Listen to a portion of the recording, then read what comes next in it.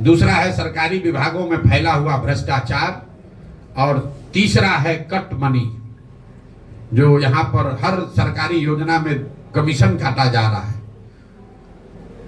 अभी के जो नीतीश का राज है उसके बारे में लोग बताते हैं गांव में कि भैया बिहार ने लालू जी का जंगल राज देखा है, अपराधियों का जंगल राज देखा है, लेकिन आज जो बिहार में व्यवस्था चल रही है वो अधिकारियों का जंगल राज है। यहाँ के अधिकारियों की मनमानी है, वो जो चाहेंगे वही करेंगे। नीतीश कुमार और उनके साथ बैठे हुए चार पांच सलाहकार, जो कि सब पहले के एक्स ब्यूरोक्रेट हैं। ध्यान रखिए, सरकार को चलाने वाले लोग कौन हैं? एक नीतीश कुमार, और सीएमओ के अधिकारी भी नहीं, सीएमओ में रिटायर होने के बाद बैठे हुए जो आप इनके सलाहकार लोग हैं, वही 4-5 लोग पूरी व्यवस्था को चला रहे हैं। सत्ता और संसाधन का इतना केंद्रीकरण हो गया है कि आपको राशन कार्ड भी चाहिए तो मुख्यमंत्री के यहां आपको जाना है। कोई मुखिया का ताकत नहीं है कि किसी को इंदिरा आवास दे दे, किसी मुखिया का ताकत नहीं है कि चुने हुए प्रतिनिधि, किसी ग्राम सभा के पास ये अधिकार नहीं है कि ग्राम सभा का बैठक करके तय कर दे कि कितने लोगों को घर मिलना चाहिए। ये सब कुछ नीतीश कुमार ने अधिकारियों के हाथ में नियंत्रण दे दिया है। भ्रष्टाचार उसकी वजह से चरम पर है, और अधिकारियों की इतनी मनमानी है तो खुलेआम लोग कह रहे हैं भैया जो करना है कर लीजिए, करेंगे वही जो हमारा मन है। आप लोग भी रोज देखते होंगे। दूसरी जो समस्या सुनने को मिली, जो सरकारी विभागों में फैला हुआ भ्रष्टाचार है। 5-7 साल पहले हम भी बिहार में आए हैं, काम किए, नीतीश कुमार के साथ भी काम किया मैंने। जितना भ्रष्टाचार अभी है, इतना भ्रष्टाचार हम लोग पहले कभी नहीं सुनते थे। कोई ऐसा सरकारी विभाग काम नहीं है जहां 2-4-5 हजार रुपया दिए बगैर आप काम करा लीजिए। चाहे आपको राशन कार्ड बनाना है, आपको पासपोर्ट का पुलिस वेरिफिकेशन कराना है, इंदिरा आवास चाहिए, कोई भी सरकारी जाति प्रमाण पत्र चाहिए, आपको पैसा दिए बगैर कोई उपाय नहीं है। और तीसरी एक जो व्यवस्था है कि सरकारी योजना चाहे केंद्र की हो या राज्य की, व्यवस्थित तरीके से उसमें कट जरूर लगना है।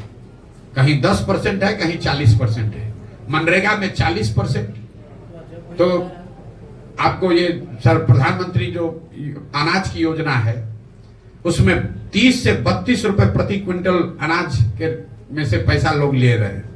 यही वजह है कि आप गांव में देखते होंगे कि लोगों को 5 किलो नहीं 4 किलो अनाज मिल रहा है।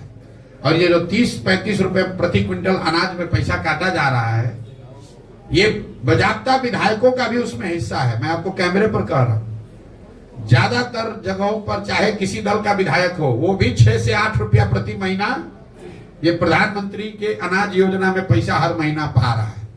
अंदाजा लगाइए चोरी का कि हर प्रखंड में 20 से 25 हजार क्विंटल अनाज आ रहा है इस योजना के तहत, और हर क्विंटल पर 30 से 35 रुपया प्रति महीना ये लोग काट रहे हैं। तो 3 शब्द, सरकारी विभागों में फैला हुआ भ्रष्टाचार, अधिकारियों की मनमानी और योजनाओं में काटे जाने वाला जो ये कमीशन है।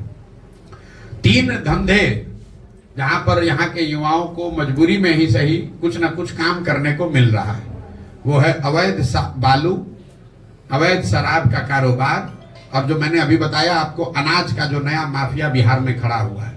इसकी चर्चा ज्यादा नहीं हो रही। गांव में हम लोग को कोई ऐसा गांव नहीं मिलता है 5-10 युवा वहां शराब के अवैध कारोबार में न लगा हुआ। ये सरकार, जितने शराब के बड़े माफिया हैं वो युवाओं का जीवन बर्बाद कर रहे हैं। उनको मोटरसाइकिल दे दिया, उनको कुछ पैसा दे दिया, बोतल यहाँ से उठाओ, वहां करो, 2-4 हजार रुपया कमाओ। ये बच्चे शराब के अवैध कारोबार में युवा लग रहे हैं। उनके हाथ में कट्टा, मोटरसाइकिल आपको हर गांव में मिलेगा। दूसरा, हम लोग रोड पर चलते हैं, अगर 10 ट्रैक्टर ट्रॉली ट्रक मिलता है तो ये मान कर चलिए कि उसमें से 2-3 ट्रैक्टर ट्रॉली ऐसा ही होगा जिसमें अवैध बालू का कहीं ना कहीं आवागमन हो रहा है। बालू का यहाँ कारोबार इतना बढ़ गया है, इतना बड़े स्तर पर उसमें लूट हो रही है जिसका अंत नहीं है। और तीसरा जो मैंने आपको बताया अनाज का, जो अनाज से ये 30-35 रुपया प्रति महीना लिया जा रहा है, अफसर और जनप्रतिनिधि अनाज तो ले नहीं रहे हैं। तो अनाज को पैसे में कन्वर्ट करना और फिर उसी अनाज को वापस उसी चैनल में भेजना, इसके लिए हर जिले में बाजाब्ता अनाज के माफिया हो गए जो करोड़ों रुपए में डील कर रहे हैं। हजारों टन अनाज को लेकर उससे पैसा कन्वर्ट करना, पैसे को अफसरों और जनप्रतिनिधियों तक पहुंचाना और फिर उसको उसी अनाज को वापस जनता के बीच में भेजना। तो ये 3 उद्योग है नीतीश कुमार ने जो व्यवस्था अभी बनाई है बिहार की। यही 3 उपाय है। अगर आपको रोजगार चाहिए तो या तो शराब का अवैध कारोबार कीजिए, बालू के अवैध खनन में शामिल हो जाइए, दोनों में काम नहीं चल रहा है तो अनाज वाला माफिया से जुड़ जाइए।